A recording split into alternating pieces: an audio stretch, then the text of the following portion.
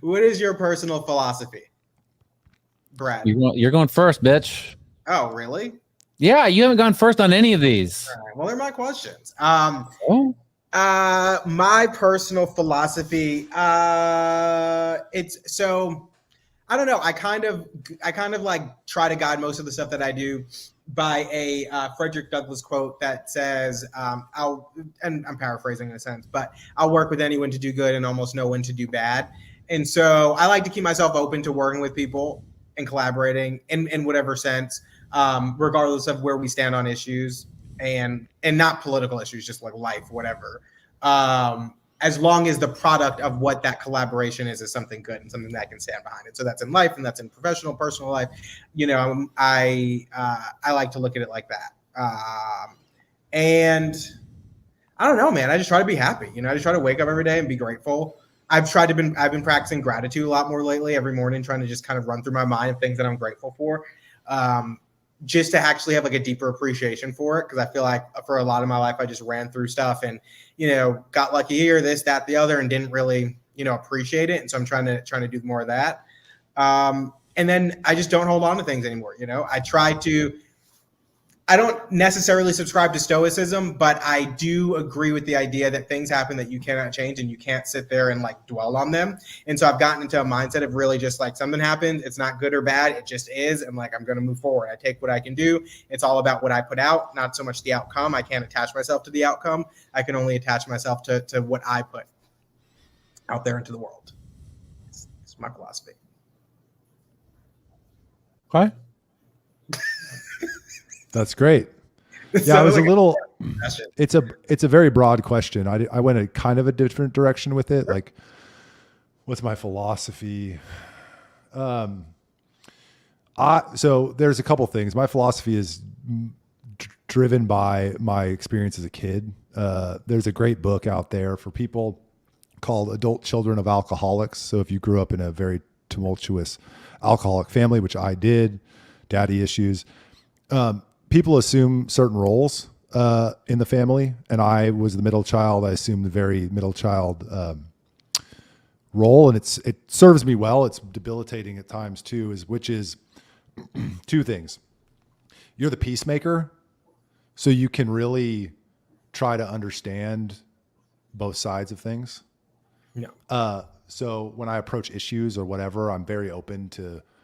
I have very strong opinions, but I'm very open and compassionate about both sides of an issue. But in terms of like my philosophy, this is another outgrowth of that, is like when you're in such an uncontrolled environment, you figure out ways to control it, to like control the things around you. So I've applied that in my life to, I think, positive ways, which is I have a freaking plan for everything.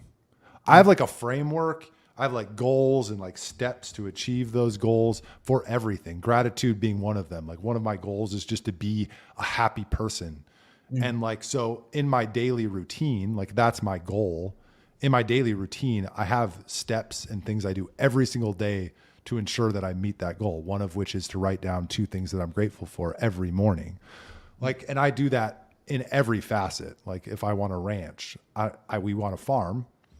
We have goals and annual things we try to achieve each year. So I would say my personal philosophy is like, know where you're going and build a path for yourself to get there, and make incremental, get base hits every day. Like little things you can do to achieve those goals every day. And like whatever you want, you can have it. Just, you have to work at it. It's hard work.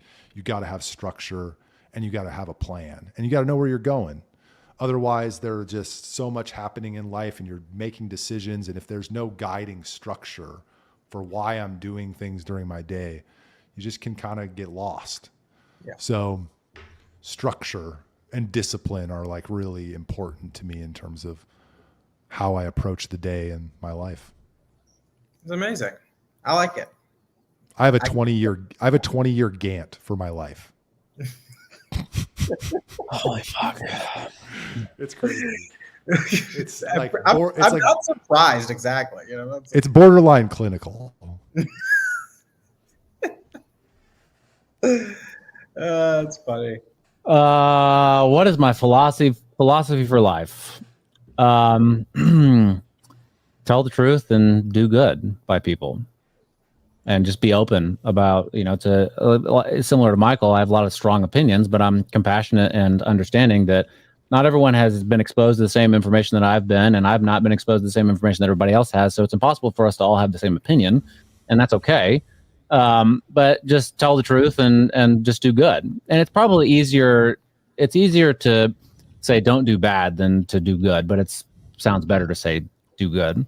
But don't do bad is a lot easier because it's a lot easier to know what is the wrong thing to do. It can be really hard to know what the good thing is. Sometimes, not always. Yeah. But knowing I know what, do unto others what you would have them do unto you. I don't know what, it's easier to say don't do to others what you don't want them to do to you, right? Knowing the negative is a lot easier. So I don't know. That's kind of how I operate. I don't have a 20-year Gantt chart, but I got goals, got things I want to do. How am I going to get there? I don't know. We'll see. One step at a time. One step at a time. Yep. My little strategy charts. My life is in one of those charts. I know. I mean, it's not surprising at all. And I admire you a lot, Michael, and the things that you've achieved and your reputation. All of that stuff is great. And so I'm not surprised that you have a 20-year Gantt chart for your life.